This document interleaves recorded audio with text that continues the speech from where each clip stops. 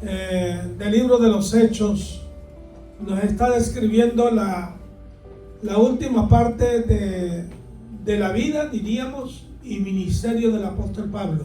Amén. Y cómo este hombre fue un instrumento tan poderoso en las manos de Dios, a pesar de tanta persecución, tanta acusación falsa, tantos enemigos que se había ganado. El evangelio gana enemigos, y estos enemigos son, hermanos, guiados, dirigidos por el espíritu de las tinieblas, por Satanás. Está guiando a estos elementos humanos para tratar de contrarrestar la verdad y que el evangelio no se predique. Eso fue en los tiempos apostólicos, eso es en el tiempo de hoy. Eso fue también en los tiempos de los profetas. Recordemos que los profetas fueron perseguidos amargamente. ¿Por quiénes? ¿Por los paganos? No, por su propio pueblo. Increíble. Por su propio pueblo, hermanos, el pueblo apóstata. Fíjense bien lo que les voy a decir. El pueblo apóstata, un apóstata es uno que se aparta de la verdad. ¿Verdad? Primero viene la apostasía y luego viene ¿qué? La herejía. ¿Ok? Un apóstata a veces más dañino, más hostil que un pecador, que uno que no conoce a Cristo. Y aquí tenemos al apóstol Pablo siendo perseguido por su propio pueblo, los judíos. Habían sido camaradas, habían sido colegas, habían estado en el mismo grupo dirigente eclesiástico. Pablo con estos hombres que ahora le persiguen solamente porque Pablo tuvo una revelación de Dios que le hizo ver que toda tu justicia no te justifica para con Dios. Aleluya. Todo lo que tú pretendes hacer no te justifica para con Dios. Hay un proceso que atravesar para acercarnos a Dios. Y ese proceso es la persona de Cristo Jesús. Amén. Sin Él, Jesús dijo, sin mí nada podéis hacer. Yo soy el camino, yo soy la verdad, yo soy la vida, y nadie va al Padre sino por mí, nadie. Mahoma no te lleva allí, el Papa no te lleva allí, la Virgen no te lleva allí, los Krishnas no te llevan allí. Moroni, el ángel que supuestamente se le apareció a José Smith, tampoco te lleva allí. Hablando del ángel, fíjese que Mahoma pretendió que un ángel le habló y escribió el Corán, y José Smith también. Pero hay un versículo que yo no sé cómo Pablo, ¿verdad?, habló estas palabras tan poderosas ahí en Gálatas capítulo 1, creo que es por ahí el versículo 6-7, donde dice: si yo o un ángel del cielo viniere y predicare otro evangelio del que ya hemos predicado, sea anatema, sea maldito. Él mismo se pone allí: si yo o un ángel del cielo viniera y predicare otra cosa, otro evangelio. Quiere decir, hermanos, que el evangelio que nos fue dado por los apóstoles y profetas y por Jesucristo fue la pureza, fue lo más nítido, lo más inmaculado. Si puedo usar este lenguaje o este ejemplo de esta manera, que sale del trono de Dios. Dios nos dio no algo manchado, contaminado a medias. Dios nos dio lo más puro, lo más santo, lo más grande. Es lo que Dios sabe hacer. Dios no te da algo de segunda mano. Ok, Dios no te da las obras. Dios te da la misma vida que procede de Él. Aleluya. Esta vida física que nosotros tenemos, la tenemos por Dios y por nuestros padres. Pero la vida espiritual, eso no viene de nuestros padres, viene de Dios directamente. Posiblemente Dios usó a tus padres, como en mi caso. Pero mis padres no me convirtieron, no me salvaron, no perdonaron, no me cambiaron, no me transformaron. Hicieron todo lo que ellos pudieron hacer por cambiarme, pero nunca lo lograron. Y iba de mal en peor. ¿Quién me transformó? ¿Quién me regeneró? Fue Cristo. Aleluya. Su palabra, fue su espíritu. Y eso es lo que Pablo está trayendo aquí, fíjense bien. Y por esta verdad tan pura, tan nítida, tan inmaculada que él presenta al pueblo, es perseguido por ello. Y entonces no nos asombremos. Ahorita aquí en Estados Unidos estamos viendo cosas terribles y peores van a venir, hermanos. No se espante, van a venir cosas terribles. Lo que hemos visto ahorita no es nada. No es nada de lo que va a venir. Y les dije la vez pasada, el domingo pasado, que el pilar que trae cohesión, que trae fuerza, que trae estabilidad a una sociedad, a un pueblo, es la justicia. ¿Ok? La justicia legal.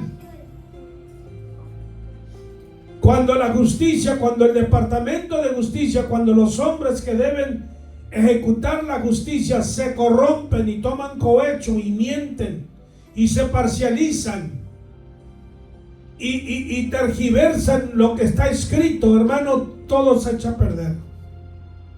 Todo se echa a perder, se desmorona. Eventualmente se desmorona la sociedad. Se desintegra en todo el sentido de la palabra. Y eso es lo que está pasando con nuestro país. Pero oremos, si oramos, porque la oración tiene un poder invisible. El efecto que hace la oración no lo vemos inmediatamente. Es como cuando usted toma una medicina, un vegetal o algo que un médico le recomienda. Al momento quizá no siente usted ningún cambio. A veces toma tiempo, a veces aún meses, semanas o meses. Pero luego usted comienza a ver un cambio en su cuerpo. Y lo mismo se aplica en lo espiritual. Que la oración a veces no vemos el efecto, la potencia que tiene, pero hermanos, tiene un poder grande. Está derribando, hermanos, potestades en los aires. Está debilitándolos. Satanás le tiene miedo a usted no porque usted sea religioso. Al diablo le importa poco que usted ore, que usted vaya a la iglesia. Sí le importa que usted ore, pero al diablo no le importa que usted sea religioso. Al diablo le importa cuando usted se mete con Dios y tiene intimidad con Él y comienza a orar y a ayunar y a leer la palabra de Dios y a alabar al Señor y a glorificarle.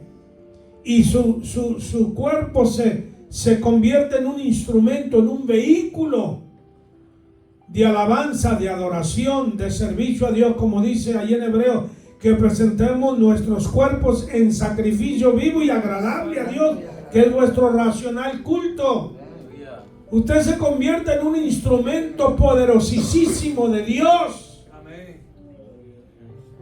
para echar fuera demonios, para derribar potestades de las tinieblas, para hacer que todo cambie, hermanos. Por eso que usted está aquí. Mire, ustedes vinieron aquí, algunos quizá vinieron, no sé cómo hayan venido, ni me importa. Eso es punto y aparte. Pero usted vino aquí porque Dios quiso que usted viniera. Y Dios lo quiere usar a usted aquí. Yo hablé con un hermano que estaba en West África. Eso hace como unos 25 años atrás, 30 años atrás. Hablé con él acá, un lado de Austin. Adelante de Austin está un pueblito que se llama Georgetown, a 25 millas al norte de Austin, yendo rumbo a Fort Worth o Dallas. Y él estaba allá de pastor. Y Dios le dijo: regresa a Estados Unidos. Digo: Señor, pero este es un campo misionero. Le dijo el Señor: no, es que América pronto va a ser un campo misionero. Y ahorita América es un campo misionero que necesita mucho a Cristo, y tú, Dios te trajo aquí como sangre fresca. Óyeme, como sangre fresca, porque tú no conoces el ambiente, apenas estás abriendo los ojos aquí, pero vienes con fervor, ¿me estás entendiendo? O Cristo te salvó aquí y tienes fervor y tienes entusiasmo y tienes fe. Amén. Y es lo que Dios necesita. Los viejos, hermanos, muchos viejos ya dejaron, hermanos, se hicieron muy taimados, se acostumbraron, se acoplaron nada más a ir a la iglesia, a palmear las manos, a cantar, a dar una ofrendita allí de $2-3 arrugados, y ya es todo. Y eso es una costumbre, una rutina, pero no hay fervor, no hay oración, no se habla en lengua, no se derrama el Espíritu Santo. Y es lo que la iglesia necesita ahora. Yo tengo pastores que me llaman y me dicen: hermano, cómo estoy batallando. Ay, Señor. Cuando yo estaba joven, hermano, una iglesia, el pastor nomás comenzaba a batallar con la iglesia. ¿Saben lo que traían? Un evangelista. Ahí lo metían una semana, 2 semanas, un mes, predicando todas las noches, y las cosas cambiaban. Las cosas cambiaban porque traes un mensaje nuevo, traes sangre nueva. Pero si siguen en la misma rutina, no va a cambiar nada. Vas a batallar y a quejarte solamente. Entonces ustedes, especialmente hombres jóvenes, hermanas jóvenes, que tienen más entusiasmo, más visión, más vigor, hermanos, Dios usa eso. Y tenemos a Pablo aquí, hermanos, un hombre que ya está entrando en edad, ya alrededor de unos 60 años de edad. Y ya, hermanos, ha atravesado una jornada larga de mucha persecución, de mucho obstáculo, hermanos, pero ahora sigue. ¿Quién hace esto sino el Señor? Ok, estamos aquí en el capítulo 24, el versículo 24 de los Hechos. Aleluya. Y estamos hablando de un personaje aquí llamado Félix, y luego vamos a hallar otros personajes, y quiero salirme un poquito para luego volver a entrar a lo que estamos estudiando. Quiero dar solamente, hermanos, un pormenor de lo que eran estos hombres. Estos hombres eran, algunos de ellos eran edomitas. Los edomitas, hermanos, era una raza o una estirpe, hermanos, que venía. ¿Quién era Edom? ¿Algo de ustedes se acuerda? ¿Quién era Edom? ¿Cómo? No oigo, hermano, estoy sordo y medio. Descendientes de Esaú. Exacto, de Esaú. ¿Y quién es Esaú? ¿De quién era hijo Esaú? De Jacob. De Jacob. Hijo de No, era hijo de quién? de Abraham. De Isaac. De Isaac. ¿Y hermano de quién? De Jacob. Y recuerdan que allí, creo que es, déjenme ver si estoy correcto. A ver, en Romanos, vamos a ver Romanos capítulo 9, versículo 13. Capítulo 9, versículo 13 de Romanos dice: como está escrito, a Jacob amé, mas Esaú aborrecí. ¡Wow! ¡Qué expresión tan fuerte, hermanos! A Jacob amé, pero Jacob tenía muchas fallas. ¿Han leído la historia de Jacob? ¿Tenía fallas o no tenía fallas? Tenía fallas, muchas faltas de su carácter, y Dios lo amó, pero a Esaú aborrecí. Y en Malaquías, vamos a Malaquías, Es el último libro del Antiguo Testamento, antes de Mateo. Aleluya, está después de Zacarías. En el capítulo 1 de Malaquías, mire lo que dice. Malaquías 1:2. Yo os he amado, dice Jehová, y dijiste, ¿en qué nos amaste? ¿No eres Esaú, hermano de Jacob? Dice Jehová. Y amé a Jacob y a Esaú aborrecí. Y convertí sus montes en desolación, y abandoné su heredad para los chacales del desierto. Fíjese, el pueblo se está quejando que Dios no lo amó. Pero Dios dice, yo te amé tanto que aborrecí, rechacé, deseché a Edom. Porque la descendencia de Edom vino a perseguir al pueblo de Israel. Eso es lo que debemos entender. Me parece que es en el Salmo 137, hermanos. En el Salmo 137. Y estoy resaltando esto porque, como les dije, estos personajes gobernantes, hermanos, que son puestos por Roma, eran descendientes de los edomitas. ¿Ok? Herodes. La descendencia de Herodes, su primer padre de ellos fue Antípater. Creo que fue en el año 63 antes de Cristo que él tomó control, y luego vino su hijo Herodes el Grande en el año, creo que fue 37 antes de Cristo.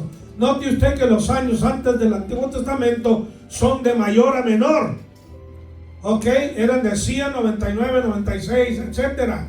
Ahora no, ahora vamos hacia arriba. Ok, pero antes eran de mayor a menor los años. Por eso dije el año 63 y vino Antípater, y luego después vino Herodes el Grande en el año 37 antes de Cristo. Y estos hombres eran edomitas, y los edomitas persiguieron al pueblo de Dios.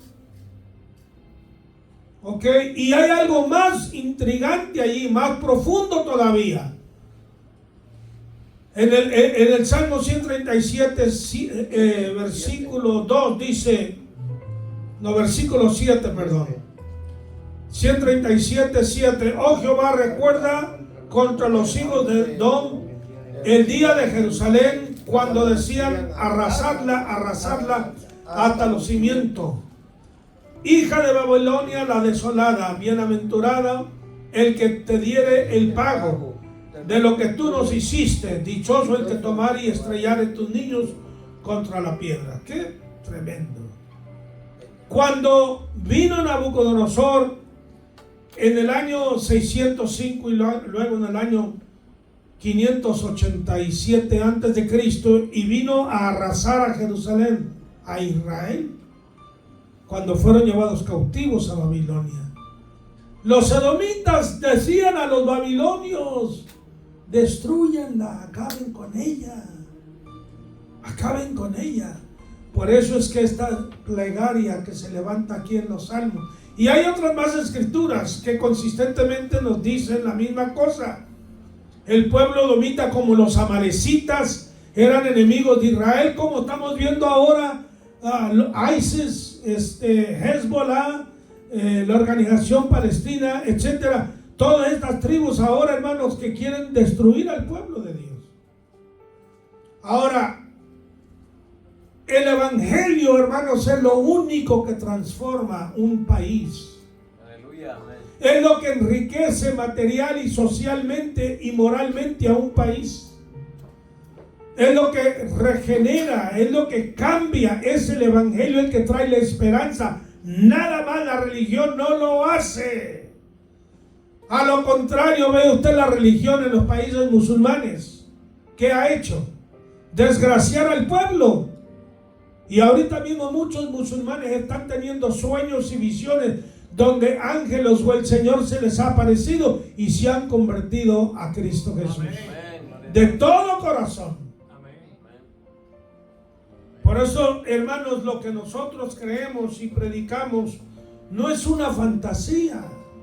Usted tiene que estar convencido, tener convicción de ello, que lo que hemos abrazado y creído es una verdad grande. Ahora, sigamos aquí en Hechos 24:24. Sabemos que Pablo ha sido traído ante este gobernador para ser juzgado, acusado por los judíos de supuestamente violar la ley, desecrar el templo y enseñar doctrinas contrarias a los que ellos habían recibido de Moisés. Todo ello mentira. Todo ello mentira. La mentira tiene mucha aceptación, hermanos. La mentira es energizada por Satanás mismo, así como la verdad es energizada por el Espíritu Santo, da fuerza, ¿verdad? La verdad, la predicación de la verdad, ¿quién le trae energía espiritual? Es el Espíritu Santo. Pues también así la mentira es energizada por el espíritu satánico. ¿Ve? Y dice el apóstol Pablo ahí en Romanos 8 que la carne lucha ¿contra qué? Contra el espíritu, o el espíritu contra la carne. La carne persigue a lo que es el espíritu. Y esto lo vemos, ¿verdad?, entre Esaú y Jacob. Hermanos, la misma lucha que se inició allá es la misma lucha que estamos viviendo. Algunos días después, viniendo Félix con Drusila, su mujer, que era judía, llamó a Pablo. Este Félix le había quitado la mujer, como lo hizo Herodes cuando Juan el Bautista lo reprendió y le decía: no te conviene tener la mujer de tu hermano. Es muy importante esto, hermanos, porque lo que Pablo habla más adelantito, en el versículo 25, donde dice: pero al disertar Pablo acerca de la justicia, del dominio propio y del juicio venidero, Félix se espantó. Entonces tenemos que ver la vida licenciosa, desenfrenada, que vivían estos hombres. El hombre, hermano, que tiene dinero, que todo lo puede comprar, que puede seducir por dinero, se desenfrena en el sexo. Si lo hace el pobre, pues el rico con mayor razón. Así lo hacía Pablo Escobar, ¿no recuerdan? Mandaba a traer vírgenes, virgencitas, muchachitas. Así un tal judío aquí se llamaba Epstein, que murió en la cárcel. Era multimillonario. Y de allí iban muchos grandes, famosos, hermanos. Por eso lo echaron a la cárcel. Lo echaron con un hombre que estaba en la cárcel, había sido policía. Y parecía, hermanos, una maquinaria de destrucción. Este hombre, como estaba hecho, musculoso, así, no tanto como yo, pero fuertísimo, hermano. Fuertísimo. Que al verlo te desmayas, te da. Imagínate, esa gente es asesina. Es asesina, hermanos. Ahí están y ellos nada tienen que perder con matarte, porque ya lo sentenciaron por vida. Matar uno o dos más, ¿y qué?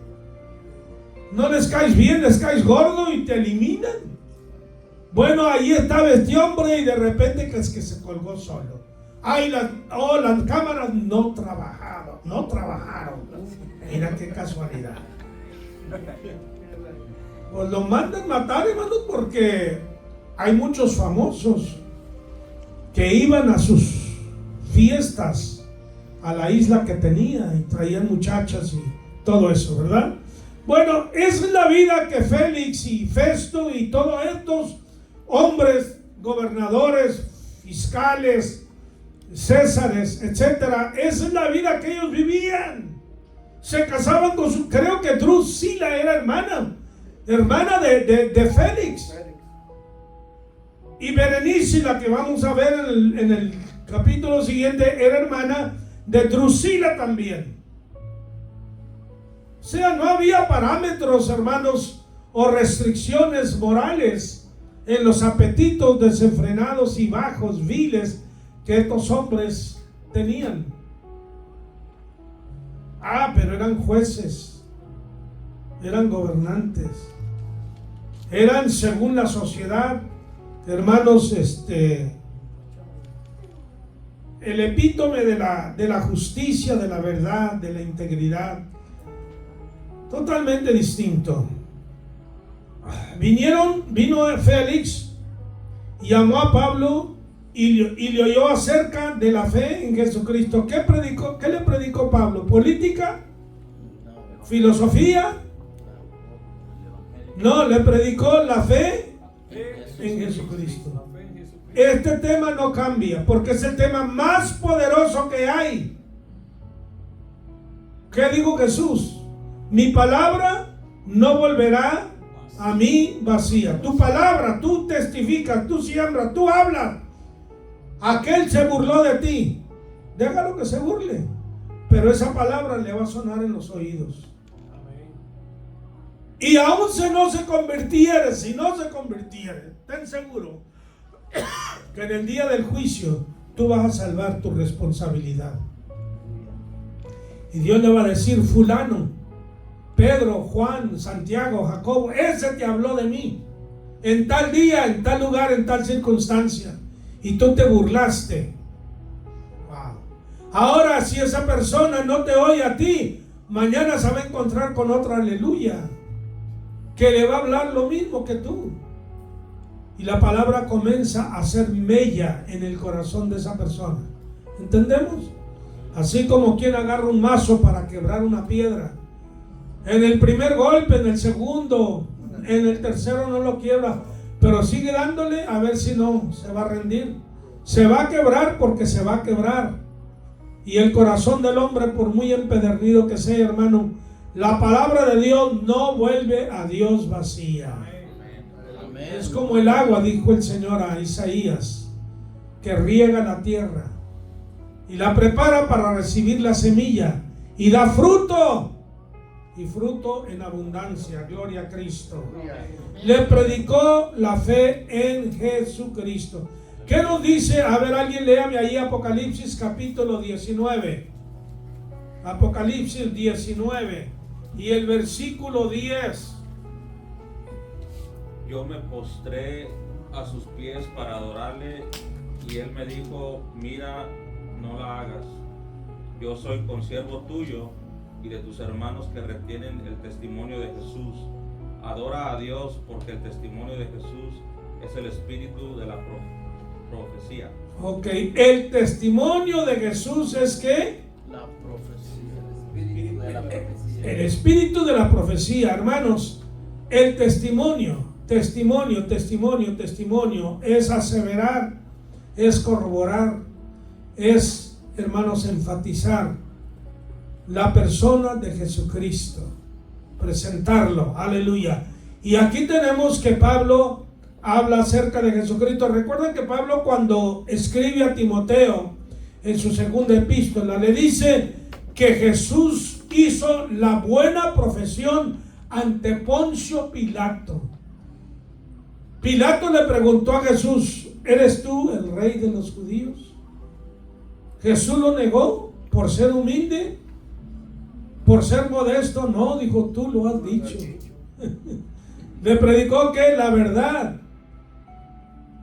Pilato preguntó qué cosa es verdad. Él había estudiado, había leído mucho de filosofía y todos buscando la verdad. La verdad es una persona, esa persona es Cristo Jesús. La absoluta, la única verdad es Cristo Jesús, aleluya. Dice el versículo 25, pero al disertar Pablo, al hablar Pablo, al enseñar con elocuencia Pablo acerca de tres cosas: justicia, dominio propio, o sea, castidad, y del juicio venidero, Félix se espantó.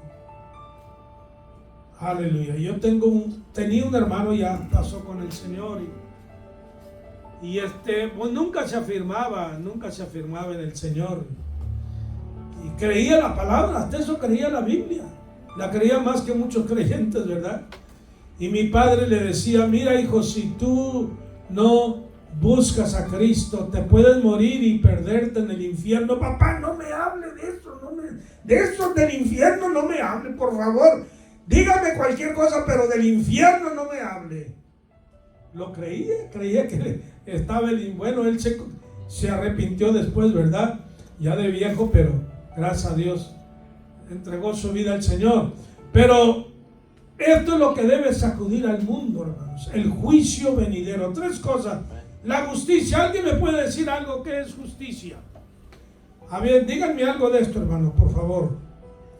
Cuando hablamos de justicia. La justicia es pues darle a cada persona lo que esa persona merece. Ok. Hacerlo recto. Rectitud, ¿verdad? En un juicio. En un juicio, o sea, si la persona merece, si la persona es inocente, pues se le aplica la justicia, pues es inocente. Claro. Pero si es culpable, pues se le aplica la justicia, pues culpable. Muy bien. ¿Alguien más? A ver, hermano pastor, ¿nos puede ayudar un poquito con este término de justicia en la forma que lo aplica aquí, que lo habla Pablo? La justicia terrenal, hay la justicia legal y hay la justicia divina, ¿verdad? Amén. Gloria al nombre de Dios. Amén, lo mismo que dijo el hermano, que pues justicia es darle a cada uno lo que merece, sus hechos, lo que hizo. Y bueno, Dios, su justicia es perfecta, Él no se equivoca, no comete errores. Pero claro, los gobernantes humanos, aquí la justicia del hombre, pues a veces se tuerce y no es correcta, y le dan al inocente castigo y al culpable lo dejan libre. Como decía Bukele, ya los presos se creen que tienen derechos, pero un preso no tiene derecho. Lo que necesita o lo que merece es un juicio, es castigo, hermano. Entonces del hombre, de los gobiernos, no podemos muchas veces esperar justicia, o sea, que se le dé al inocente la libertad o se le dé al culpable el castigo. Y si hablamos de la iglesia, como dijo Pablo, no habrá algunos cuantos que puedan juzgar algunos casos de la iglesia, los problemas que hay, que tienen que ir con los inconversos para que les hagan justicia. Esa ya es una vergüenza entre ustedes, ¿verdad? Que no pueden juzgar los casos de los problemas que hay en la iglesia, porque sabemos, ¿verdad?, que entre los judíos la Corte Suprema, la Corte Religiosa, pues ellos tenían hombres capacitados para hacer justicia en casos religiosos, cosa que en los días de Cristo él era inocente, mas sin embargo no le hicieron justicia, lo sentenciaron a muerte a un inocente. Quiere decir que también el Sanedrín estaba corrupto. Hoy en día en las iglesias también se ve que los gobiernos hacen injusticia con las iglesias, y también entre líderes religiosos hacen injusticia, que no le dan a cada uno lo que merece. Al contrario, ¿verdad? Si los miembros no hacen lo que ellos dicen, pues los expulsan de las iglesias, ¿verdad? Y eso pues es incorrecto, porque la Biblia dice en 1 Juan, yo creo que la mayoría lo ha leído, y dice que los cristianos debemos ser los primeros de imitar a Dios en ser justo con todos. Dice, amén, el que no ama y hace justicia no es de Dios, hermano. Fíjese que habla de amor ágape, divino. No está hablando de amor del mundo natural. Y hace justicia. Quiere decir que el cristiano que no es justo, no es recto, que no le da a cada uno lo que merece, que es injusto, que trata mal a los demás, entonces quiere decir que no es recto, no es justo, está fallando delante de Dios, porque está discriminando, porque este diezma más su ofrenda, porque este está de mi lado, le voy a dar más privilegio, le voy a dar la prioridad a la iglesia, haciendo asesión de personas, discriminando a los hermanos. Eso es un pecado muy serio. Nosotros los cristianos tenemos que ser parejos con todos, tenemos que ser justos y practicar la justicia cosa que no se ve en las iglesias. En el nombre del amor se tolera a Jezabel, se tolera la sinvergüenzada, se tolera la injusticia, se tolera la discriminación, la adhesión de personas en el nombre del amor, hermano. Y la mayoría no entiende lo que es la justicia y opta por seguir dizque el amor, y andan buscando solamente que les muestren amor, y si no hay dizque amor, entonces se largan de las iglesias, cosa que no entienden que la justicia exige castigo, disciplina a los que están viviendo torcidamente. El ministro que es derecho, que no es chueco, que no está torcido, que es justo con todos, y si mira que alguien anda en desorden, que está haciendo daño, tiene que poner en disciplina a ese miembro, si es justo. Pero como 10 mamás, como está del lado del líder, lo toleran y le permiten que viva en adulterio, le permiten que viva como él quiera, que tenga los mejores privilegios en la iglesia, todo porque es el que aporta más. Pero el ministro que es justo toma parejo y le da a cada uno lo que merece. Al que merece disciplina, siéntate, ¿verdad? Al que merece pues lo que se ha ganado, que es estar en una posición de honor, pues darle lo que merece, ser justo. Pero hoy en día ya los cristianos, la mayoría, carnal y mundano, no quieren estar sujetos a nadie, no les gusta que les hagan justicia, se oponen, y si uno lo quiere poner en disciplina, se largan y se van a otro lugar.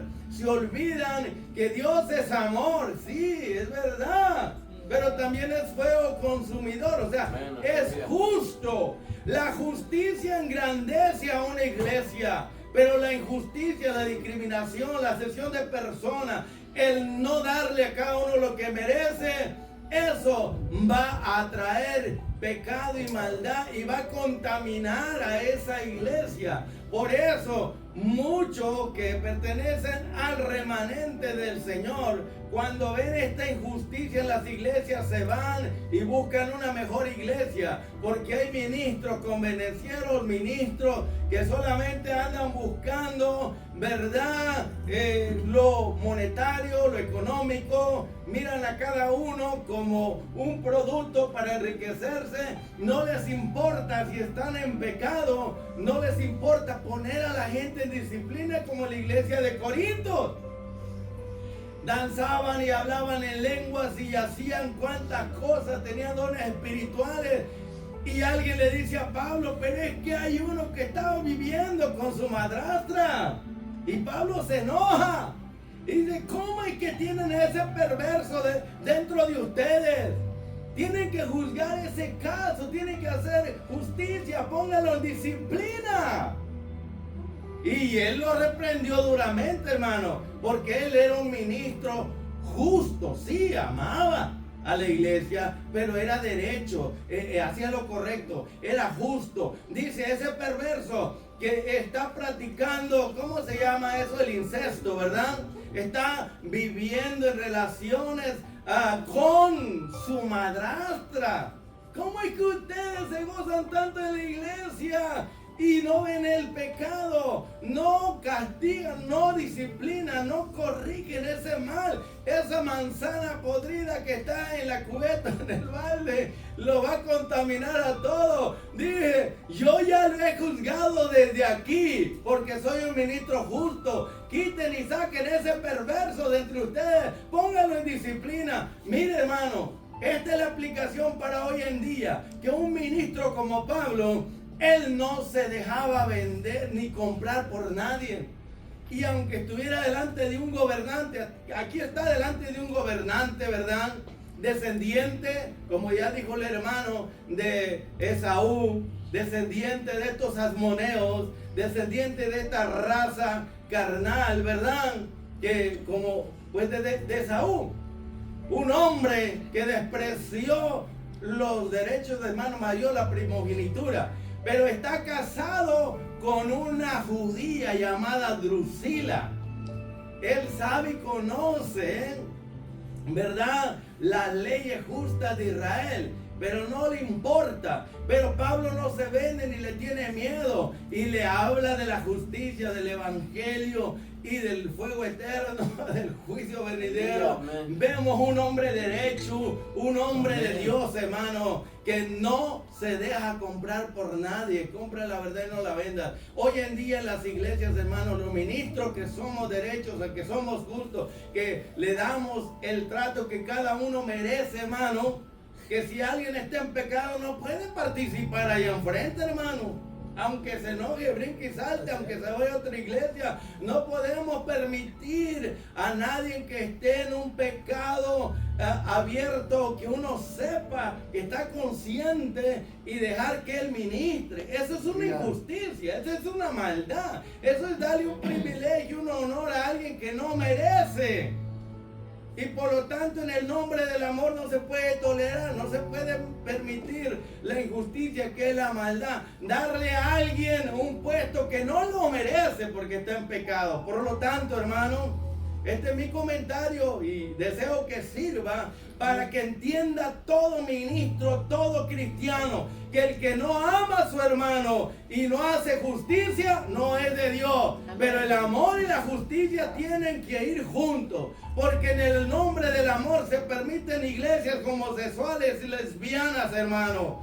¿Por qué? Porque no hay justicia. Porque la justicia demanda juicio, demanda, hermano, santidad, demanda integridad, demanda, verdad, vamos a decir, la piedad, para que haya esa integridad que Dios demanda, esa santidad. Son términos que se usan, que tienen que ver con lo que Dios es, que es un atributo de Él. Es amor, sí, pero también es justo, y con la justicia va a castigar al mundo, va a corregir, va a hacer juicio. Y nosotros tenemos que ser imitadores de Dios. Yo sé que muchos ministros, por miedo y temor a que se vaya la gente, prefieren tenerlos ahí aunque estén en pecado, y le dan puesto de honor en los púlpitos, que prediquen, que enseñen, que canten y toquen. Yo conozco a muchos y ellos saben que están en pecado, pero como aportan mucho a la iglesia, dicen, sí, yo lo disciplino, lo corrijo, se va a ir y la obra se va a desbaratar, porque no va a haber quien aporte. Hermano, si Dios te llamó ministro, Dios te va a sostener. Tú no puedes, ¿verdad?, permitir la injusticia, que es pecado, y tener miedo y temor de darle a cada uno lo que merece. Si ese hombre, esa mujer no merece estar predicando, enseñando porque está en pecado, no merece estar en un púlpito, entonces ¿por qué le das el púlpito a Jezabel, acá, a los corruptos, a gente injusta, pecaminosa, que no hay santidad en ellos? Porque la justicia, la santidad y el amor son atributos de Dios que tienen que estar unidos para que haya la bendición, la presencia de Dios. La justicia engrandece al pueblo de Dios, lo levanta, lo pone en alto. Como la justicia también engrandece a una nación, engrandece a una persona. Pero sí, cuando uno practica la justicia, se va a levantar muchos enemigos. Pero ¿qué importa? Le pasó a Pablo, ahora nos va a pasar a nosotros. Pero va chimporche. Es preferible ser justo y no injusto. No discriminar a nadie, no permitir el pecado, hermano. Si tú ves que tu hermano está en pecado, llámalo a sola y corrígelo. No lo toleres. No permita que siga la maldad. Y si sabes que tiene puesto en la iglesia, que está participando en la mesa del Señor, mire, no podemos participar en la mesa de los demonios y en la mesa del Señor. Toda mesa, púlpito está lleno de vómito, de pecado y maldad, porque a los ministros chuecos no les interesa la justicia, la santidad, la integridad de las personas. A ellos lo que les interesa es el billete, es enriquecerse, es el dinero. Y a hoy en día, en estas iglesias de apostasía, ya no se predica nada de la justicia de Dios, del castigo eterno. Dígame, estas megas iglesias hablan del castigo eterno, del infierno, del cielo, de la santidad. No, del arrepentimiento de la sangre de Cristo, no. Ellos nada más están hablando, pacta con Dios, trae tu dinero, tu casa y tu carro y todo va a estar bien. A nosotros no nos importa cómo estás viviendo. Lo que queremos es lo que tú tienes, tus posesiones. ¿Sí o no, hermano? Amén. Y nosotros tenemos que tener mucho cuidado, hermano.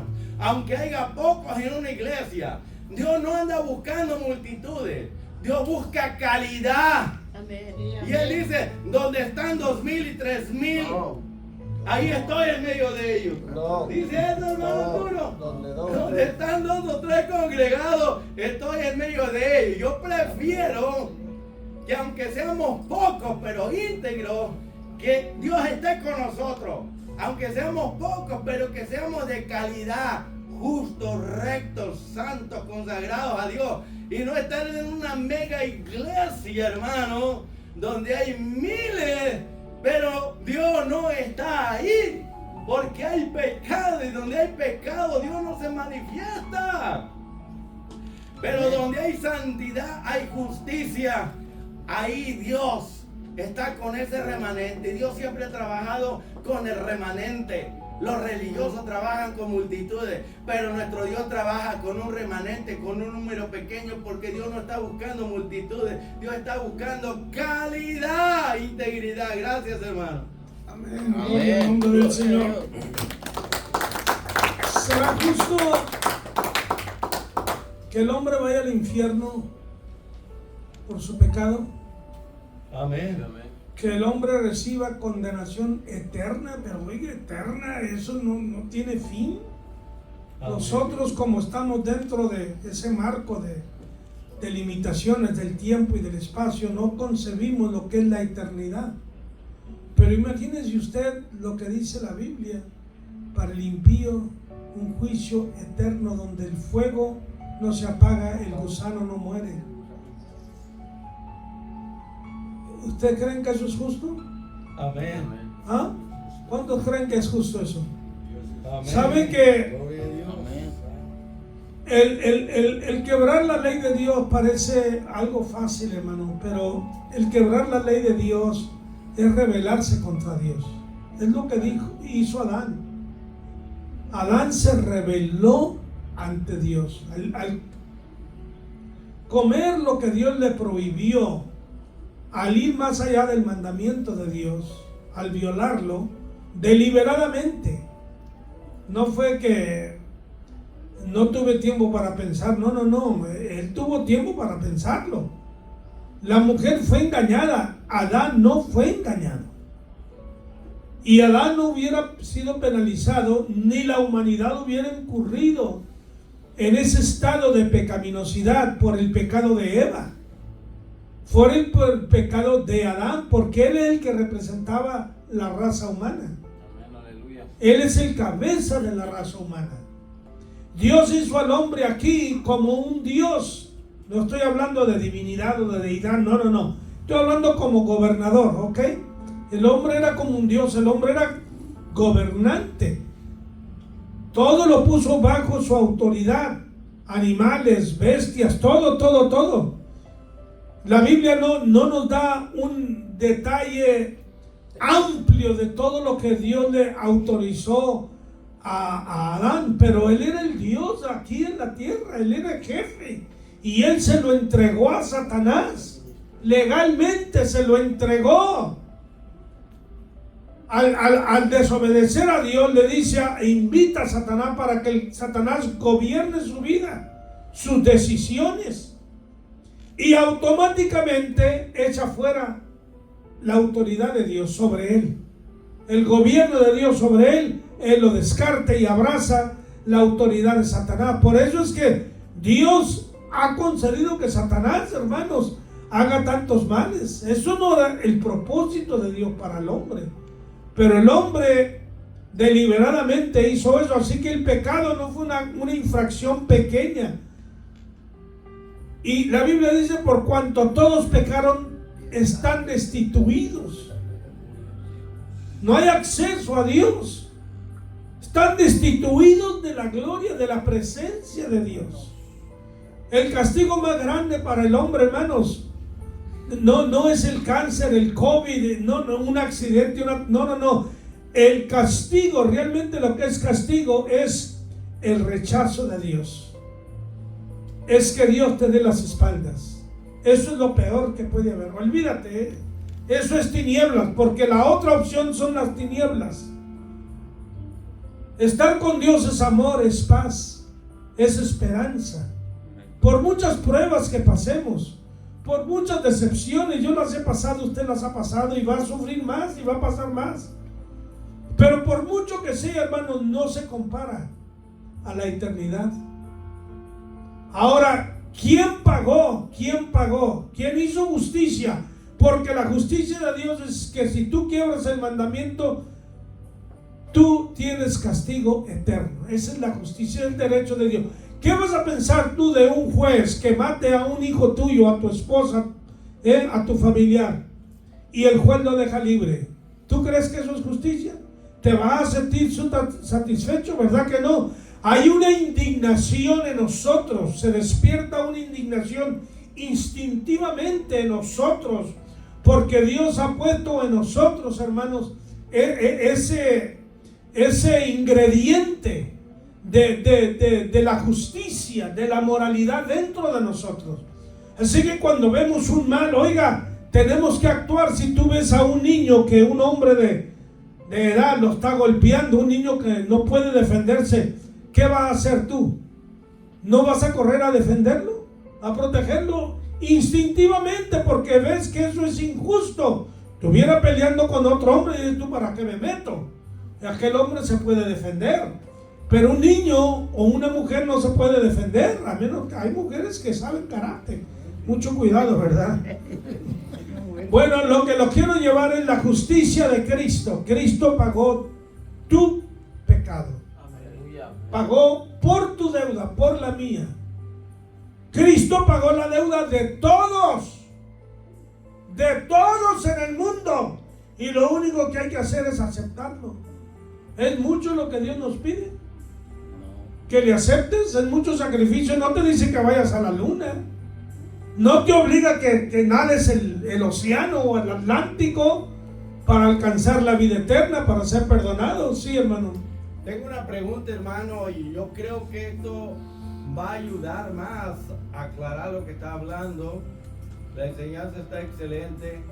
¿El pecado es un delito espiritual o es un acto natural o físico? Porque esa es la clave.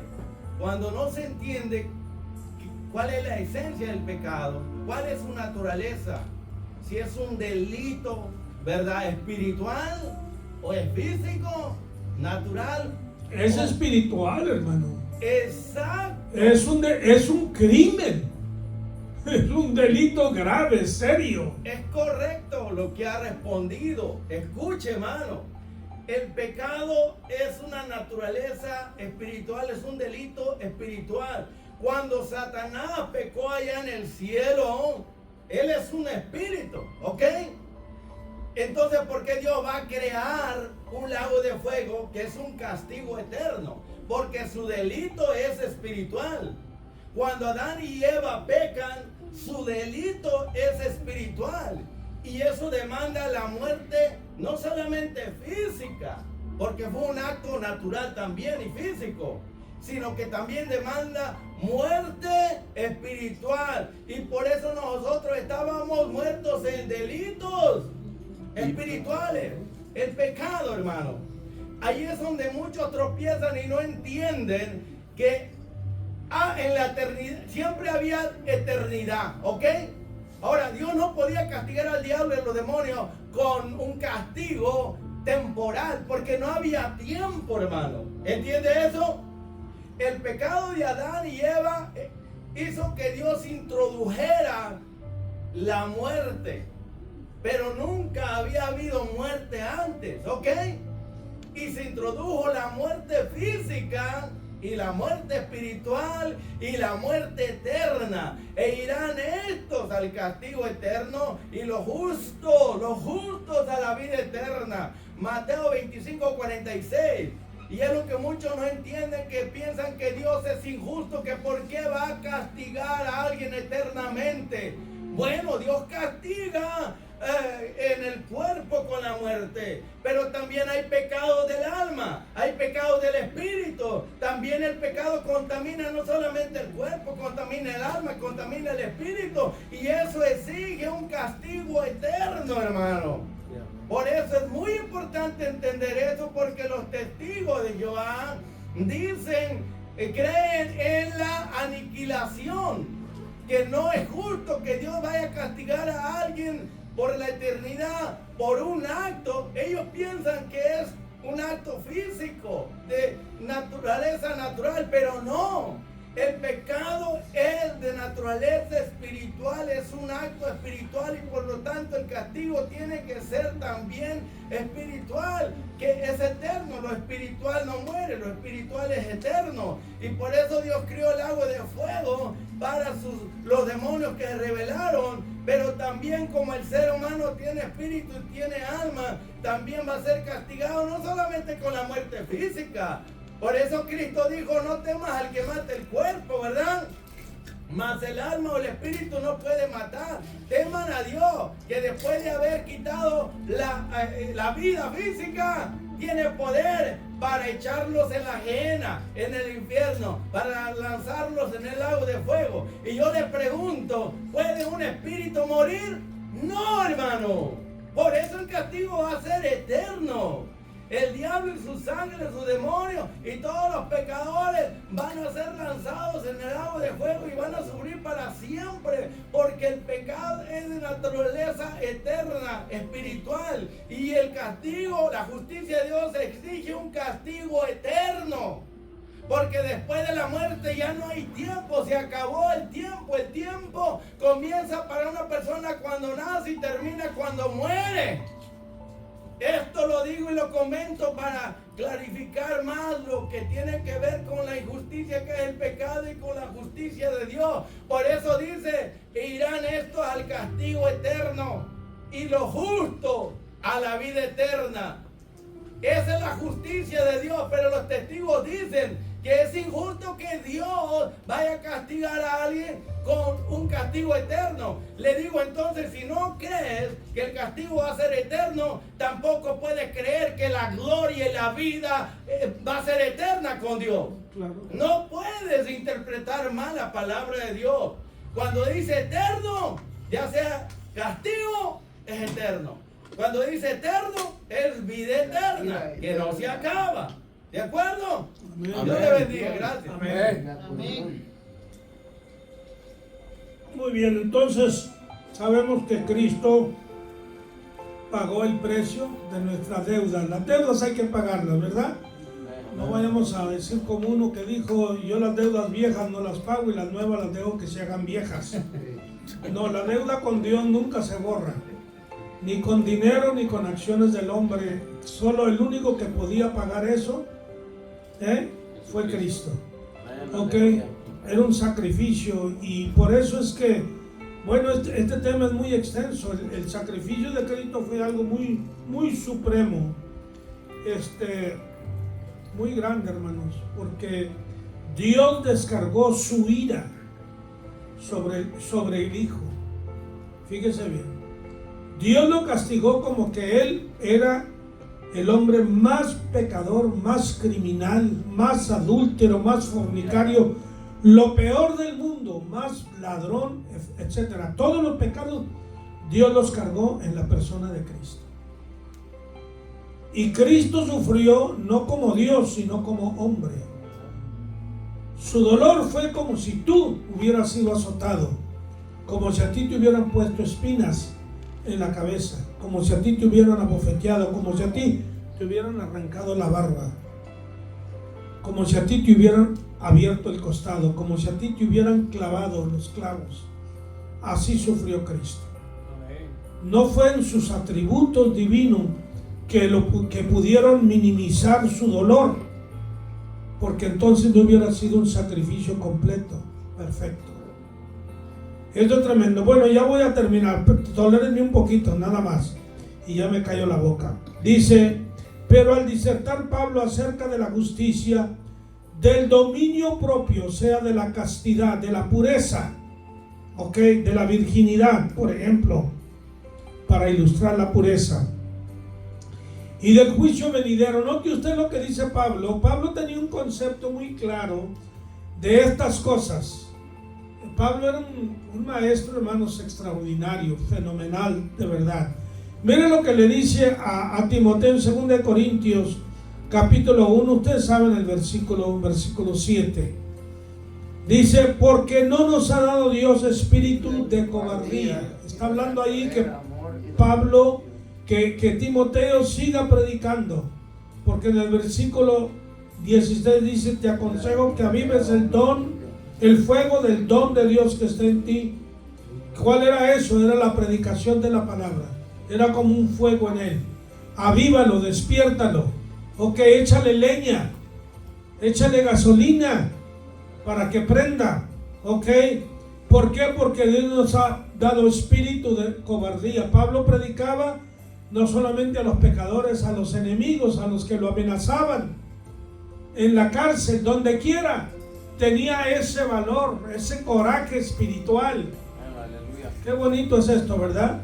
Valor, hermano, no es matar a un prójimo y darle golpes. 4 o 5 lo agarran y lo golpean y luego se quedan muy valientones. Vete a pelear con un karateca, con un boxeador profesional, ¿ve? ¿Quieres pleito? O métete allá al gimnasio y mira, traigo ganas de pelear. Pues llega allí cuando vayas al trabajo. No golpees a la mujer. No. Métete ahí unos 5 minutos que estés ahí en el... Te aseguro, hermano, que se te quitan esas ganas. Te aseguro, te lo garantizo. Pablo no tenía cobardía de presentar a Cristo, de predicar la palabra. No nos ha dado Dios ese espíritu, sino de qué? De poder. Un poder espiritual, una autoridad espiritual, un coraje espiritual. ¿Ok? De poder, de amor. Dice Pablo que existen esas 3 cosas: la fe, el amor y ¿qué más? Ok, y la mayor de ellos, ¿qué es? El amor. Ese espíritu que Dios nos ha dado. Poder, amor y ¿qué más? Dominio propio. ¿Qué es esto? Es templanza. Ok, es control. Control de mis emociones, control de mis pensamientos. Control, hermanos, de mi carácter. Tengo que controlarlo. Porque si el carácter, la ira te controla, olvídate, estás hecho pedazos. Estás portándote como un niño. Ya ven como los niños ahí comienzan a patear, porque ese es un niño. Ok, ese es un niño, él no puede más porque es niño. Él no sabe controlar sus emociones. Poco a poco tú como padre tienes que estarlo enseñando, ¿verdad? No descargando tu ira, tu fuerza sobre él, ¿no? Con disciplina, pero con medida. Es lo que hace Dios con nosotros. Nos azota, pero con medida, porque no te quiere desbaratar, no quiere acabar contigo ni conmigo. Quiere que nos arrepintamos, que nos corrijamos, que vengamos a Él. ¿Ve usted? Ahí está el amor. Dios nos disciplina, ¿cómo? Con amor. Claro, cuando ya la persona no quiere, y después de tanta paciencia de Dios y de tanta calma de Dios y todo eso, hermanos, Dios tiene que hacer algo. ¿Estás entendiendo? Pero Dios nos habla con mucho amor, y es lo que Pablo le dijo a este hombre, cosa como les dije que era algo muy escaso, no se conocía más bien la castidad, el dominio propio. Esa gente se desenfrenaba en borracheras, en orgías, hermanos, en todo cosa, ¿verdad? Que les traía un momento de placer. Y cuidado con eso, hermano. Y del juicio venidero. Esto, si algo no te causa temor, hermano, eso debe causar temor. ¿Debo de tener temor a Dios? Claro que sí. No tengo miedo a acercarme a Él. No tengo miedo a pedirle misericordia. No tengo miedo a humillarme ante Él. Ok, no tengo miedo en la noche, en el peligro, porque estoy confiando en Él, ¿ok? Pero sí temo contristar el Espíritu de Dios. No quiero hacerlo. Amén. No quiero hacerlo y no lo voy a hacer. Y si lo hago, me arrepiento. Enseguida, un pensamiento, una acción, una palabra mala, hermano, porque la mente de uno, olvídese. Cuando yo veo las cosas que le están haciendo a Trump, ay, digo, Señor, qué tan fácil es parar todo eso. Tan fácil, pero tendrías que actuar en la carne. ¿Me estás entendiendo? Y nosotros, como creyentes, no podemos actuar en la carne, tenemos que dejarle las cosas a Dios. Porque la carne es muy débil, hermanos. No te hagas confianza a ti mismo. ¿Ok? No te hagas confianza. Tú serás muy buena gente y todo, pero en un momento de ira puedes cometer una desgracia. ¿Ok? Por eso es que siempre tenemos que usar ¿qué? Dominio propio. Y ese dominio propio nos lo da el Espíritu Santo de Dios. Amén. Dios les bendiga, mis hermanos. Dios les guarde. Aleluya. Ojalá que sean gozados, que hayan